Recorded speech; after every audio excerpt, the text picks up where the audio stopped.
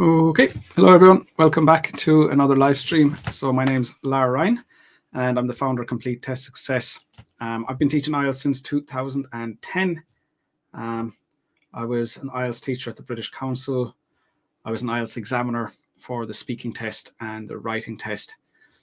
So, I have a lot of experience. I've helped students from, every country you could imagine, from all over the world. So what we're doing in today's Q&A is basically, I just want to answer any questions you have about any part of the IELTS test. So today is just basically a Q&A.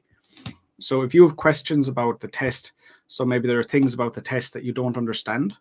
There are some things that you've been trying to find out, but you can't find the information.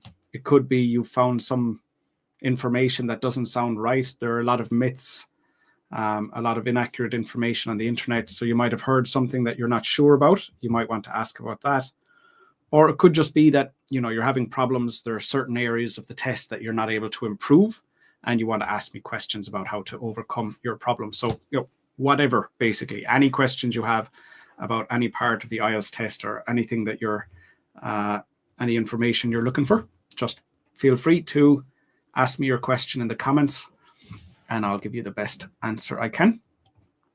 Hi, Abdul. Good to see you here. I'm very good. Thank you.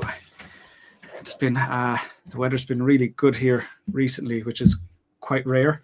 So yeah, everything is really good. It's really nice to see the weather improving and the real winter is over. Okay, so Abdul, in the discussion essay, our introduction often becomes long because we need to paraphrase the two different points of view. Then we need to provide idea for both viewpoints and finally our own opinion. Now, yes, there will be some questions where the paraphrase is longer and there's nothing we can really do about that. We have to paraphrase the question. We have to say what the question said. So really, we have no choice. We can't avoid that. The part about including the ideas, you said we need to provide idea for both viewpoints and finally our opinion. We don't actually need to include, it's not 100% necessary that we put our main ideas in the introduction. I personally like to do that.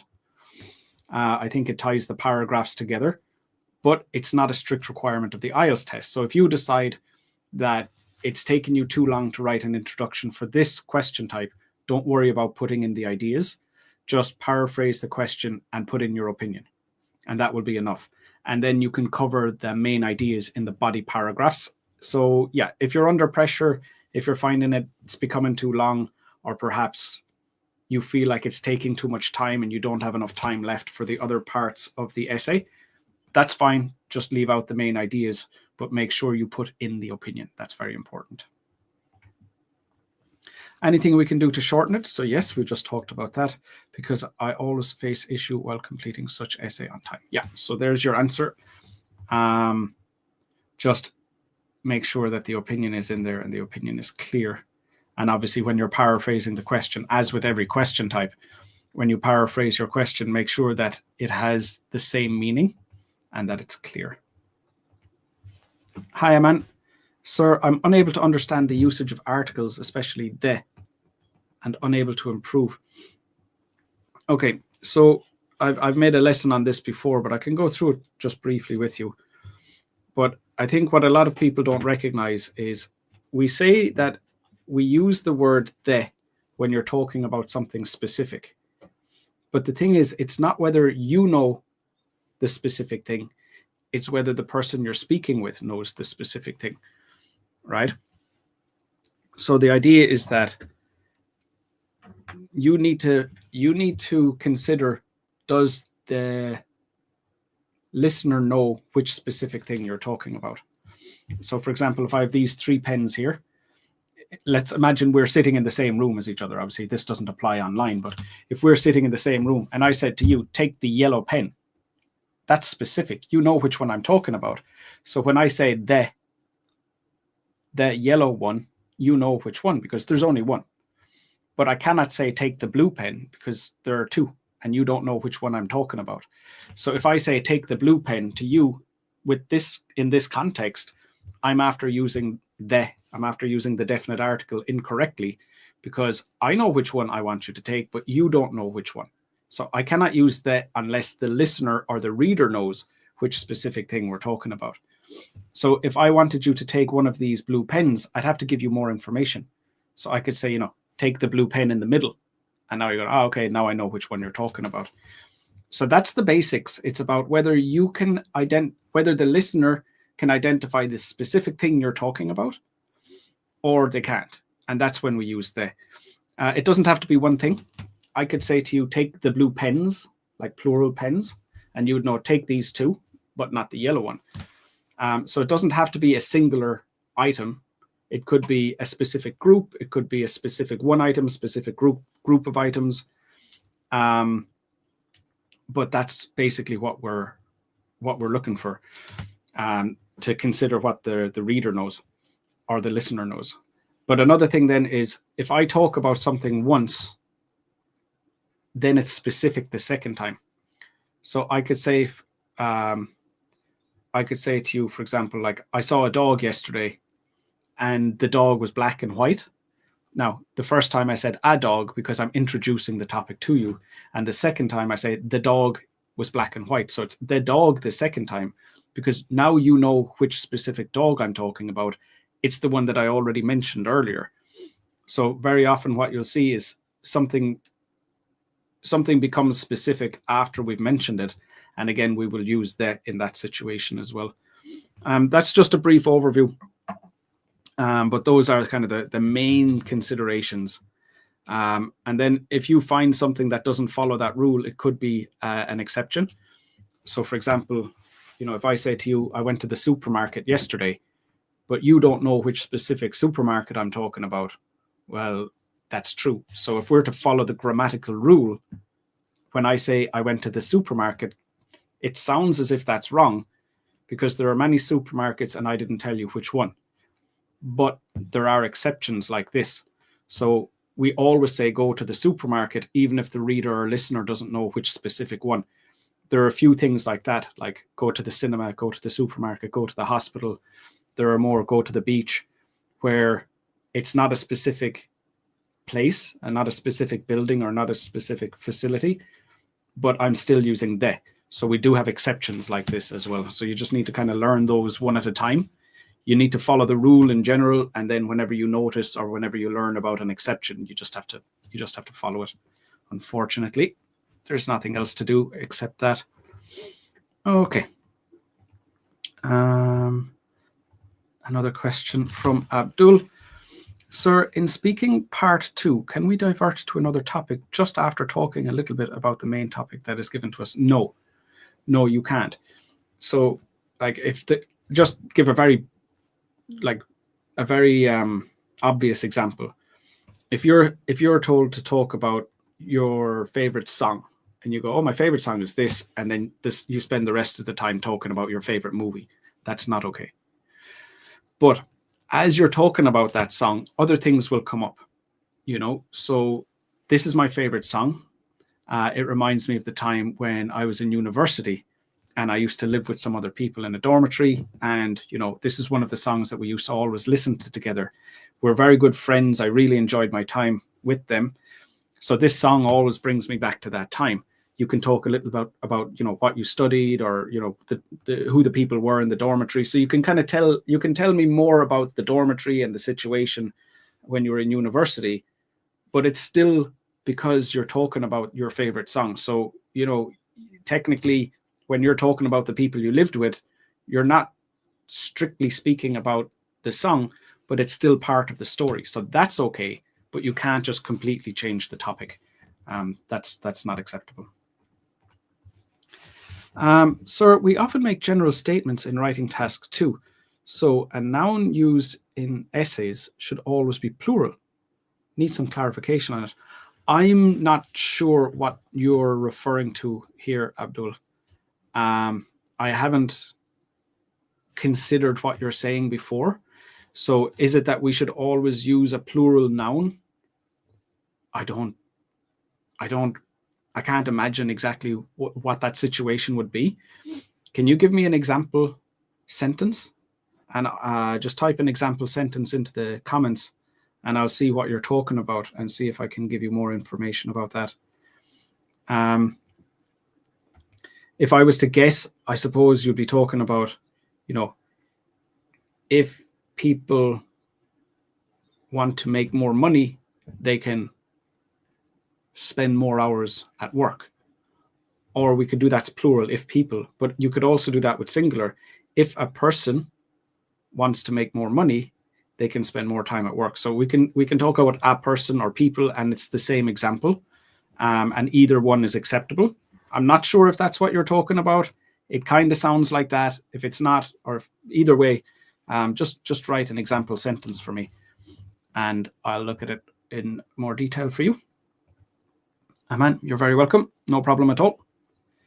Okay, so to those of you who've joined me, just in case you weren't here at the start, what we're doing today is a Q&A. So any questions you have, any confusion you have, anything you want to ask me about, just type your question into the comments and I'll be able to answer that for you.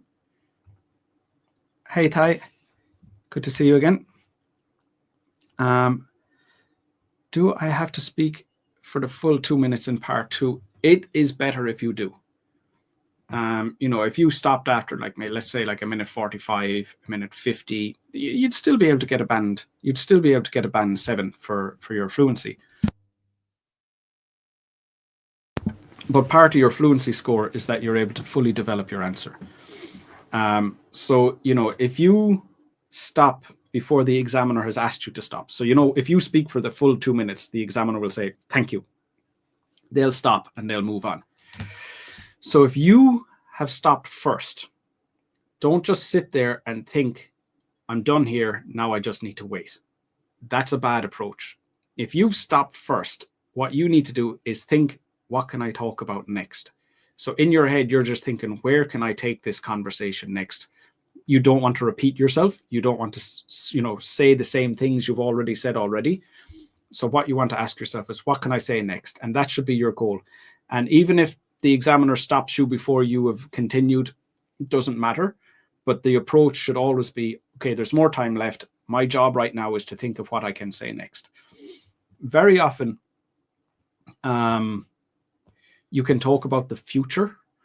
So, if you're talking about a person or a device or a place, you can talk about, the next time you will see that person, the next time you'll go to that place, the next time you'll use that device.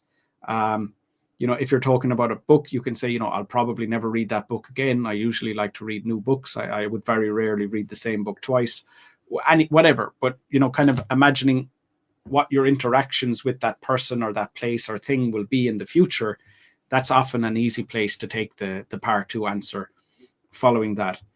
Now, in terms of finishing before the 2 minutes is up, it's not a complete disaster for your score. You can still get a good score if you've stopped, 1 minute 40, 1 minute 50, and you stop a bit early. But one thing that I've seen happen a lot is people get super stressed because it's very awkward where they've stopped speaking. The examiner is just sitting there looking at them, not helping them whatsoever. And they get really, really stressed. Like, this is horrible. This is awful. Oh my God, I'm and in that stressful situation, they start telling themselves like, oh, my test is a disaster. I'm never going to get the score I need. And even though it's not that big a problem for your score, it can be quite a big problem for the person's like perspective of what's happening. Because when they finish part 2, and if there was 20 seconds of silence, when they go into part 3, they're just super stressed. Their performance is way worse than it was in the earlier parts. And all they're doing is in their head thinking about how terrible how everything's a complete disaster now. So I think that's probably the biggest negative consequence of stopping early, is how it starts to really affect people and making them more stressed than they should be. And it can affect the rest of the test. So of all the things I've said, that's the most likely problem you will encounter with not speaking for the full 2 minutes. Okay, so here's Abdul. So this is about the question here. So first, Abdul said, sir, we often make general statements in writing task 2. So a noun used in essays should always be plural. Need some clarification. So, for example, this was a major problem that has been solved by smartphones. Can we use smartphone singular? or is it mandatory we use plural? Well, you would need to use smartphones in this situation. That has been solved by smartphones. Yes. Yes, you would use plural there. Singular would be incorrect. Saranaya, hello to you. Welcome. How to improve speaking and writing from 5.5 to 6.5. Okay. The thing that's going to take the most time is improving your vocab and your grammar, right? When it comes to your task response, so let's say if we're talking about task 2, when it comes to your task response, you need to make sure your ideas are relevant and specific and that you develop them appropriately. Like, learning to do that doesn't take a very long time.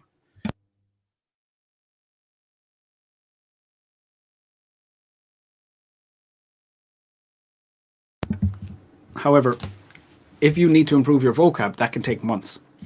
So if you're at a 5.5 and you need a 6.5, there's a very good chance you need to improve your vocab and your grammar. That's going to take more time.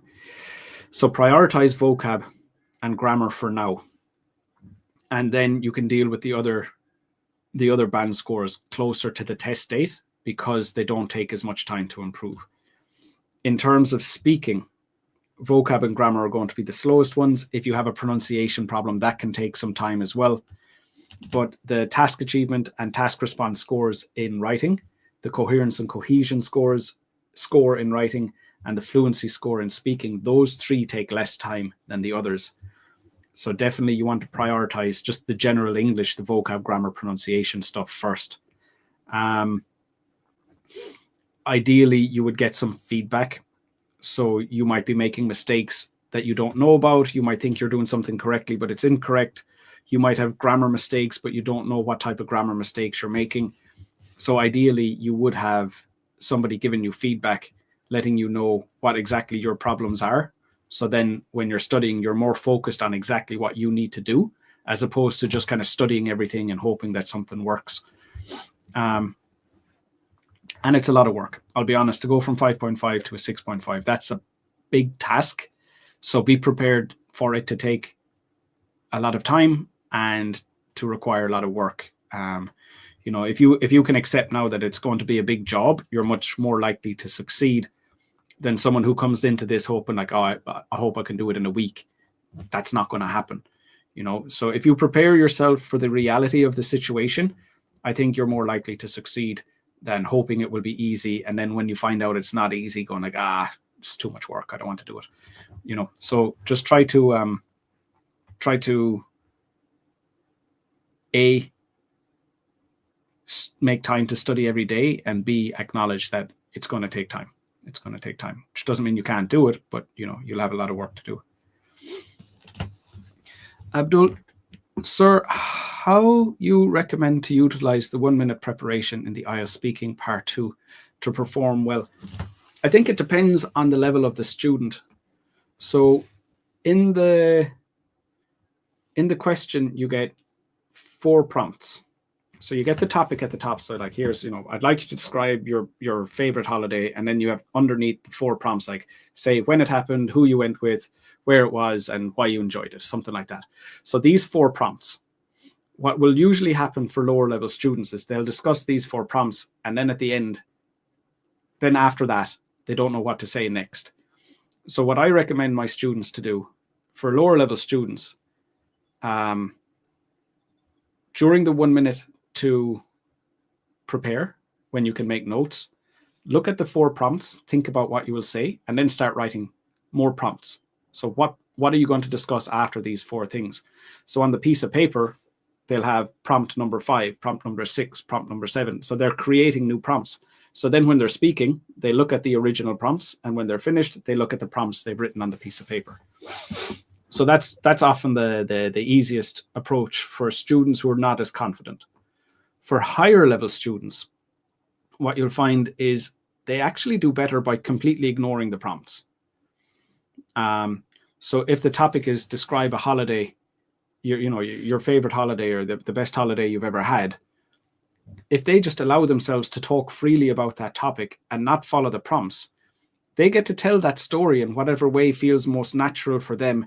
And, if it's a real story, they're just remembering what happened and talking about that. And, just whatever comes up kind of discussing that in more detail. So for higher level students, ignoring the prompts and giving themselves the freedom to just discuss that topic whatever way they would normally, rather than doing it in some special way for the IELTS test, you'll find that that's often the easiest way. It just depends on the student as well. You know, some prefer the first way, some prefer the second way. But I found that one of those two is generally the easiest approach. Yeah. Ty, you're very welcome. I wonder, is this an extra question at the end of part 2 speaking for? Oh, what is an extra question at the end of part 2 speaking for? I don't know. I'm like, to be honest, it's one of the stranger parts of the test, because the examiner has to ask an extra question before moving to part 3, but there's no time for the candidate to answer. So, you know, if it's like, you know, let's say we've discussed this, the candidate has just discussed their favorite holiday for 2 minutes, and then I go, thank you. And then I have to ask a follow-up question. So for example, do you think you will visit this place again? But there's no time for them to answer. So then the candidate starts going like, yeah, I'll probably go there. And I now have to jump in and go, thank you, and stop them before they finish their answer. There's no time. So it's a bit of a weird one where I'm asking you a question that I'm not going to give you time to answer. It's part of the test. It's what happens. But I can't really make much sense of it, to be honest with you. But yeah, that's what happens. I can't answer your question. What's it for? I don't know. I think it'd be easier just to move on to part 3. It would be easier for the examiner and the candidate. But that's the format of the test. That's what happens. So, you know, I mean, just try not to get too upset that the examiner's asked you something that they don't want you to really go into detail about. Hi, Aluwadamilola. So your question, what's the distinctive difference between 7 and 7.5 in academic writing? Well, I mean, it's the difference between two band scores being better than the other. So like, let's say task 1, you have task achievement, coherence and cohesion, vocab, grammar. If you've got a band 7, then 7, 7, 7, 7, you got 7 in all 4. If you want 7.5, you have to get 7 and 2 and 8 in the other 2. So, you know, it's basically 2 of the band scores are better. So you're saying, I realized it's difficult to get a 7.5 and above, and that's the requirement my friends and I need. Yeah, absolutely, it's difficult. You're 100% right. So what you need to do is find out which scores do you want to improve? Like, which scores are you aiming to improve, and just focus on them. It's a little bit easier when you know what your individual band scores are. So for example, the students on my course, like I'll be able to tell them what their individual scores are. So let's say you send me a task 1 essay and you get task achievement band 7, coherence and cohesion band 8, vocab 7, grammar 7. So it's like, okay, coherence and cohesion is band 8 already. We just need to improve one of those scores. I would most likely be getting you to work on task achievement, because that's going to take less time than any of the other ones. But, you know, it could be another situation where you're like 8, 7, 7, 6, and that's why you're getting a band 7. I was like, well, we're probably going to have to address that band 6 and some other area as well. So it just depends on your situation. Like the situation that you're in is not going to be the same situation your friends are in. What your strengths and weaknesses are will be different. So, you know, you can just improve everything, but that's going to take more time than getting feedback, finding out what your problems are. You know, obviously the students on my course, I'll be showing them not just what their problems are, but how to fix them as well. So, you know, your studies are going to be more focused when you know what to do, and exactly that those are the things that will help you improve your score as quickly as possible. And it's different for everyone. You know, you could have, your problem might be vocab and you need to study vocab for a few months. Another friend of yours, their problem might be that they're making too many mistakes with plurals and they need to go and study plurals for a few weeks. You know, someone else, it might be that they're using irrelevant ideas and they need to figure out how to plan the essay. I can't, you know, it's impossible to say, without looking at a student's work, it's impossible to say what they're doing wrong. But ultimately, they need to do good enough in 2 areas to get a 7 and 2 areas to get an 8. And that's your band 7.5 for writing. Abdul, in writing task 1, is it necessary to address every feature of every data in graphs? As in prompt, it is written that we have to write about main features. Yeah.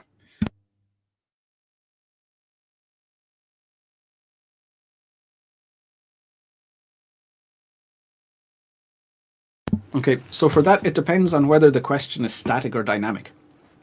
So static means it's all based on one point in time, whereas dynamic means, you know, it's across a timeline. So you'll see like it's increasing or decreasing, or it stays stable. When it's static and just based on one point in time, you do need to include every piece of data, or at least you need to refer to it. If it's like a big table with loads and loads of data, you might end up grouping some and saying, you know, these 5 were within this range or something like that, but you still need to refer to them. You can't just ignore categories completely. So you have to talk about every category for every graph. When it's static, you have to talk about every figure. When it's dynamic, you just choose the kind of the key points on the line, and the key points will be where it starts, where it ends, and then any significant turns in the middle. So if it's just a straight line all the way, we just need to mention the start and the end. But if it kind of goes up and then goes down, we do the start, the end, and then that point where it turns. So it depends on the graph.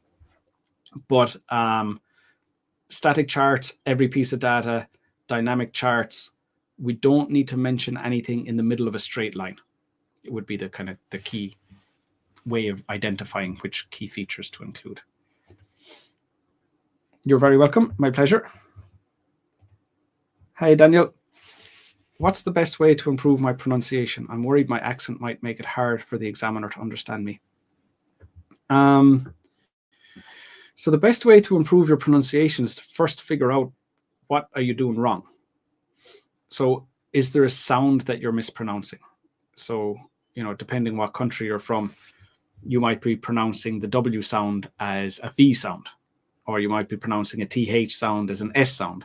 So is it something like that where you're mispronouncing an individual sound, that every time that sound is in the language, you're just saying it incorrectly?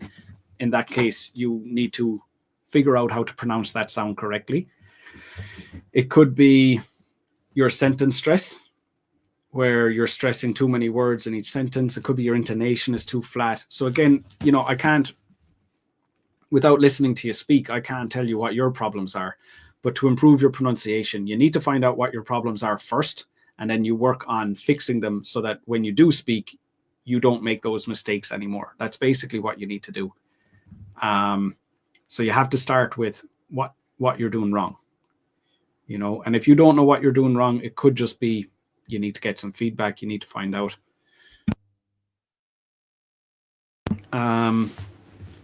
You know, or it could be just look up, like, for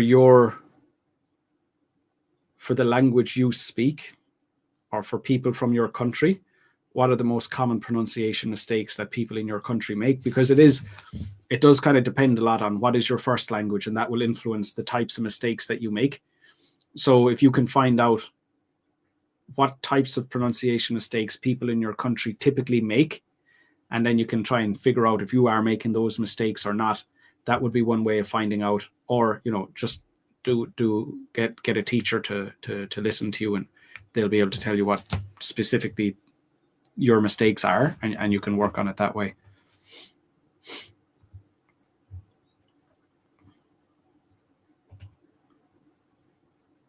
Thank you for your valued efforts. $20 from Rich. Thank you so much, Rich. Wow. I wasn't expecting that. That's lovely. Thank you, Rich. Nice little surprise for me. Hi. Thank you, sir. In listening and reading, why is there a variation when exchanging from correct answers to band score? I got 35 in listening once and only got 7.5, not 8. Yeah, so it's done on a curve. So it's not going to be the same score, the same conversion for every single test. It's done on a curve so that, you know, if the test is a little bit easier, you'll need more. If it's a bit more difficult, you'll need fewer. So they do adapt it in that way. So yeah, in general, it's about the same. So, you know, it might be one more, one less. Like it doesn't vary a lot. So when you're doing the practice tests, the conversion scores that you see on the internet are accurate enough to reflect what score you would expect. And then, it might be one up, one down, but it's generally the same. Saeed, hi, how do you quickly organize task 1 IELTS writing? I notice I took too much time organizing. Also, thanks to you, I improved my writing significantly as I write introduction and overview well. Yep. So you're welcome, obviously, of course. You're very welcome, Saeed. So how to organize it quickly? So if we're talking about the overview, you just need to check, is it static or dynamic? If it's static, you need to talk about highest and lowest values for each category. If it's dynamic, you need to talk about which ones increased and decreased. That's it. And then when it comes to the body paragraphs, it's not really that important which categories go together. If it's a static one, we'll just go like, the highest, second highest, third highest, fourth highest, fifth highest, down along like that. If it's dynamic, if you had 3 increased and 3 decreased, you put the 3 increased together, the 3 decreased, the 3 that decreased together. So it just depends. It depends on the graph. But to be honest, which categories you put in the body paragraphs is probably one of the less important decisions that you'll need to make. So don't worry too much about that. If you get the introduction and the overview down well, after that, you're about to write the body paragraphs. You'll need to decide which categories to put in each paragraph. If you see something obvious, do that.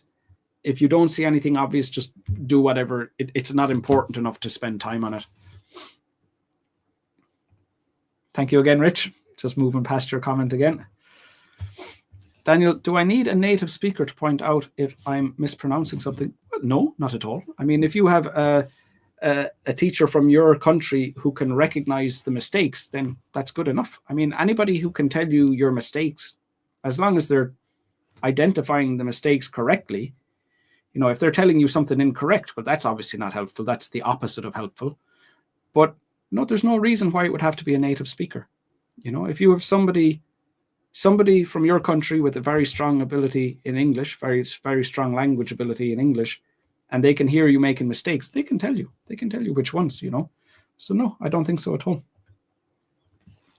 Abdul, in discussion essay type, can we put our opinion at the end of each body paragraph to suggest what we think about this view, irrespective of people's point of view? Yeah, you can. So you have body paragraph 1 is going to be about why people have the first view, and you explain why they have that view, completely independent from what you think, but why they believe that. And then at the end, you're going to say, I agree with them because for whatever reason. Then you're going to have a next paragraph talking about why people have the other view, explaining why they think that. And then at the end, you're going to say, I think they're wrong, though, because of whatever reason you think they're wrong. Yeah, perfect. That's no problem. That works perfectly. Rich, it's my pleasure. In my opinion, you provide the most reliable and valuable information regarding IELTS. Thank you so much, Rich. You didn't need to do that, but much appreciated. Made my day now with that. That's a very nice gesture, Rich. Really, really appreciate that. Thank you. Saeed, how do I organize paragraph quickly for writing task 1? I took too much time deciding paragraph organization, how to group the data, etc. Honestly, I wrote task 1 longer than 2. So we've talked about that already, Saeed. Yeah, just basically, if it's static, you're going to do the highest category, the category with the highest figure first, then second highest, third highest, fourth highest, fifth highest. Just do it in order. And then if it's a dynamic chart, just talk about the ones that increased first and then the ones that decreased. Whatever way you want to do it. It's not that strict, and the examiner isn't really going to pay that much attention to it anyway.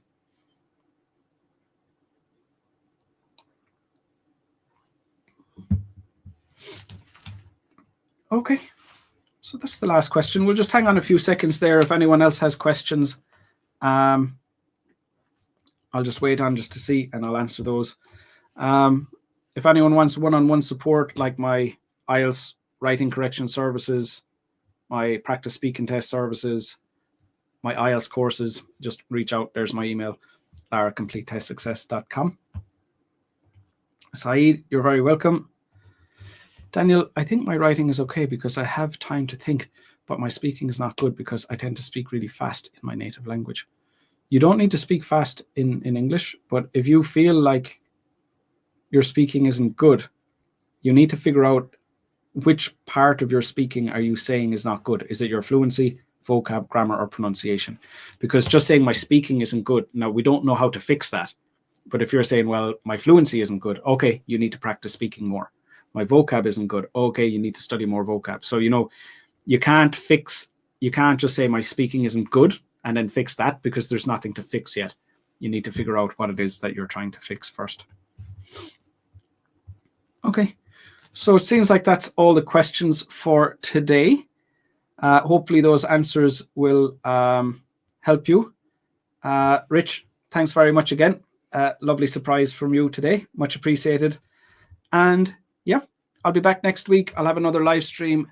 Next week we'll be focused on the task 1 academic part of the test. So yeah, see you then. Take care of yourselves. Best of luck to any of you with tests coming up soon. And bye for now.